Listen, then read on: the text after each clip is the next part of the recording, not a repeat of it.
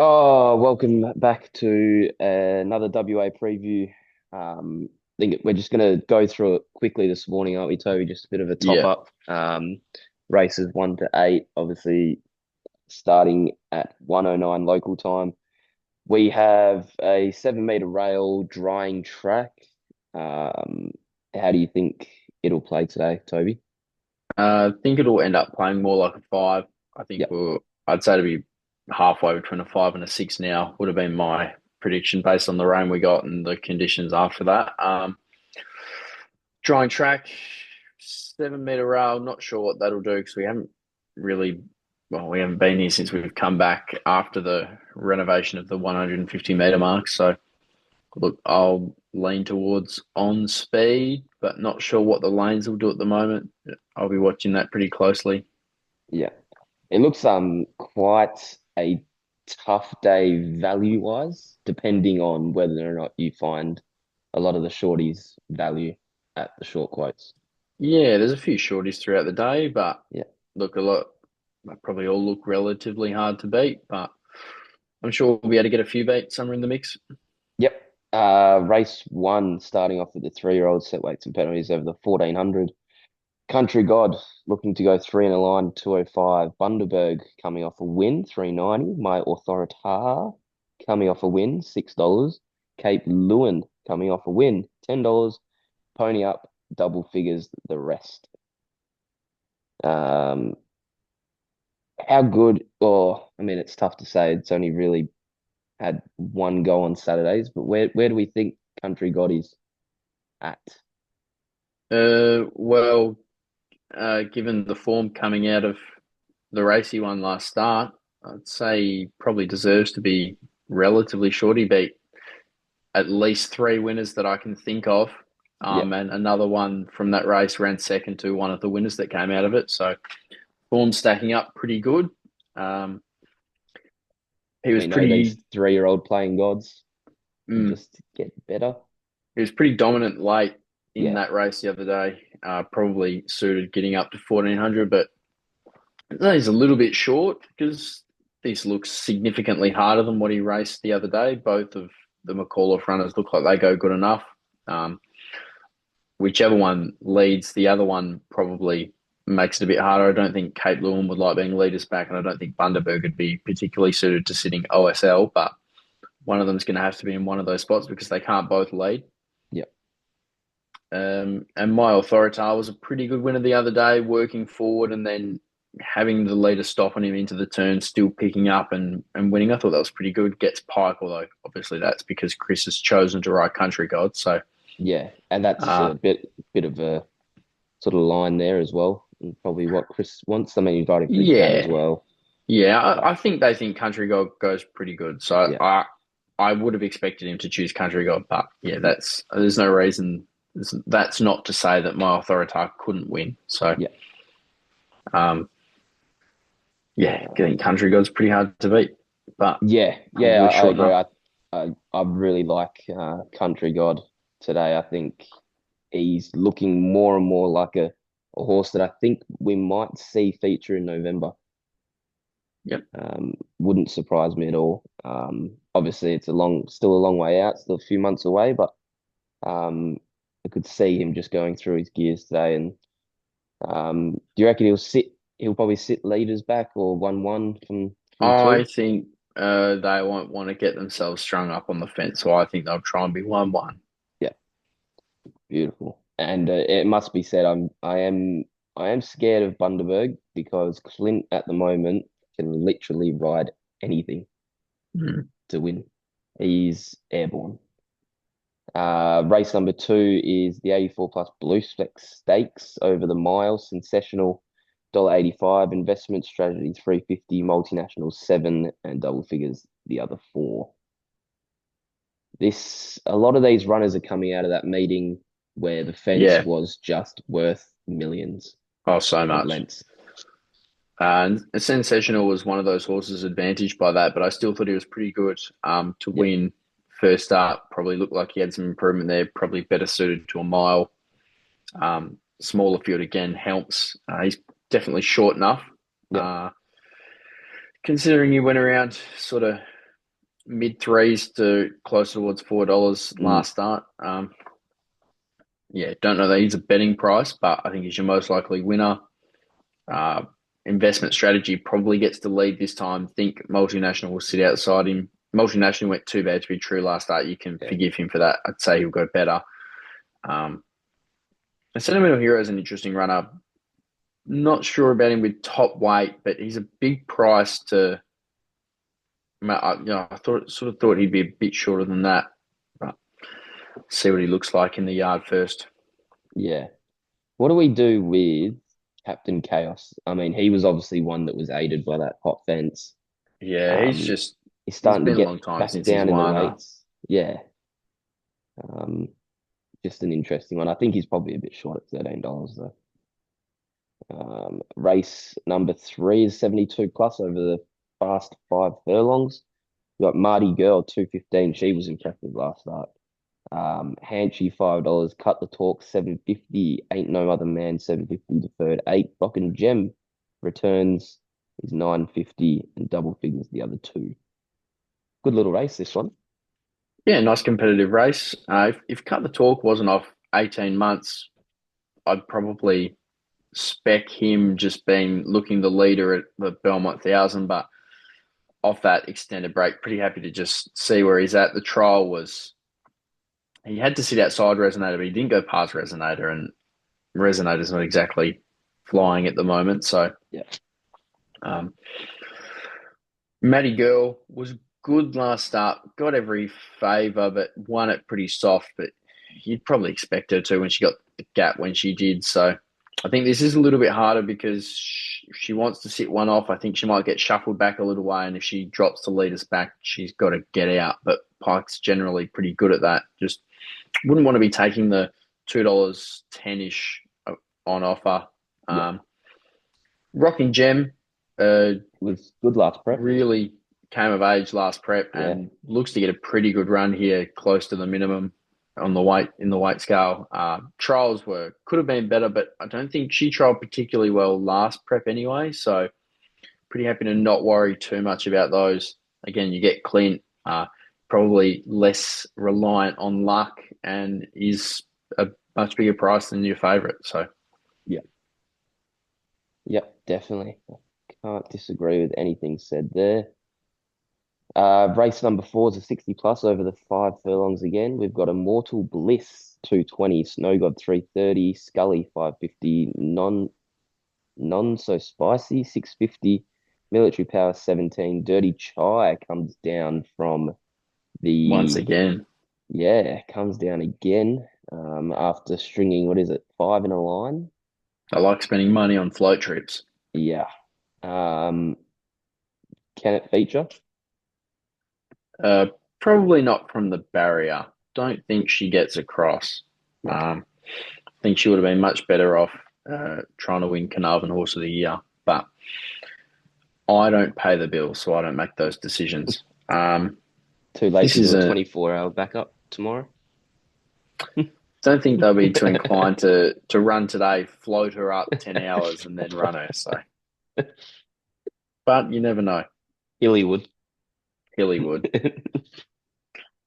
Look, this race is made interesting with Estimator in it. I think if Snow God was going to find the front, I think he'd become your one to beat. But sitting outside him with Immortal Bliss potentially 1-1 on his back Mm, may have to get out because there may be a three wide line which could get quite sticky. But if Immortal Bliss gets out and Snow God's had to cop some pressure, I think he's your most likely winner. Trial was really good. First up win, never looked like losing one, really soft. Grant Williams spoke really highly of him in the post race. And so, look, I think he, again, is your most likely winner. None so spicy, loses Pike, has pads on, doesn't draw to get anywhere near the speed. Think she's a big hole in the market at around the $7 mark. and the 4 trials leading into it. Yeah, no I mean, idea. three, They've three been over pretty the. spaced out. So I think they've just had issues with. I think that the pads sort of speak to that as well. Yeah. So, and Scully, a very interesting runner. Really liked his trial. Knew nothing about him. Thought he might have been a 1400 meter type horse. The fact that he's a 1000 meter horse probably makes the trial a bit less impressive, but was still thought he was nice. Just barrier one looks sticky for him.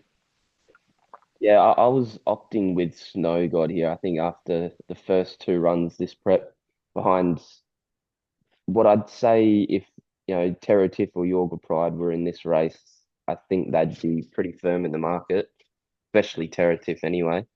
Um, with just that natural improvement, Brad sticking, I think it's really up to this race to its eyeballs. And dropping back to the 1,000, I don't hate that at all. I think that No, probably helps. Race number 5 is the Westmead Platinum Handicap over the 1,300, and they've given us another lottery here with oh yeah, On Patrol 440, Diamond Dancer 440, Divine Impact 650, Dr. J 750, Kira Louis 750, and a double figures the rest. You know what I'll do. 30, 33. Yep.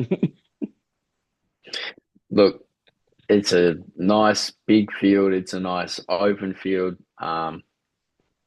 There's enough speed in here to bring the back markers into it, especially if it's not too leader heavy early doors. On Patrol, I think makes a fair bit of sense. First up win was really good. Second up run only narrowly beaten, and last start just had to make a run from back and wide on a day where the fence was the best part of the track in a stronger grade. So he keeps Chris. He comes back into a much weaker grade, being the West Speeds. I think he made plenty of sense. Diamond Dancer, very visually impressive last start in the worst part of the track, but really don't like that race's form. And That was the the race where times they didn't all fanned. yeah, Like big they were time. like, And the times just didn't really stack up, but she yeah, did do it really well and extended yeah. away from them nicely. And I know listening to Simon, he always thought she'd make this grade. She was the one that the camp backed in the Caracatta, I think, that Yes, year. So correct. Yeah. tells you a bit. Dr. J probably just went a little bit too bad to be true first up. His trial leading in was pretty good. Probably forgive him. Yeah, there's a litany of chances in this, but I think On Patrol is your most likely winner and almost a little bit of value just with the form lines he brings back to this. Yep. Race number 6 is a 66 plus over 2,200. Alaskan I think I know what you'll 440. be doing here. Alaskan 440. Noble Connection 5. True Player 5. Snazzler 8.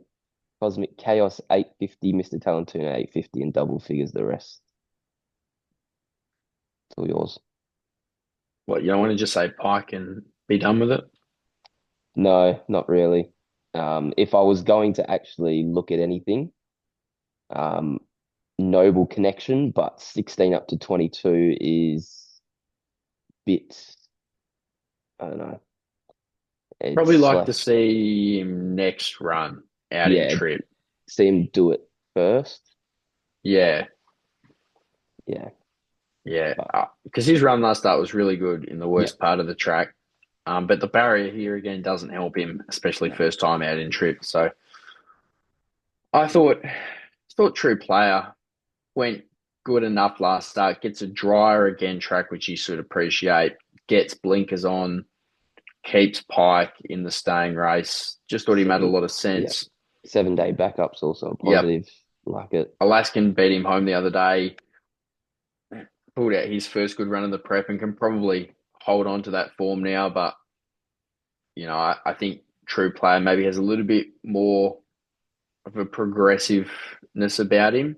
Yep. And again, gets that gear change that Grant and Alana are so good with.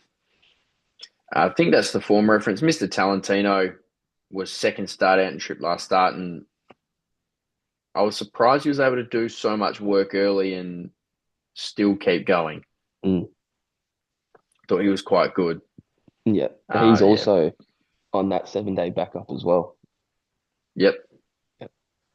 Probably would appreciate a bit wetter track, but that's okay. Yeah. Race number 7 is the 72 plus handicap over the 1400.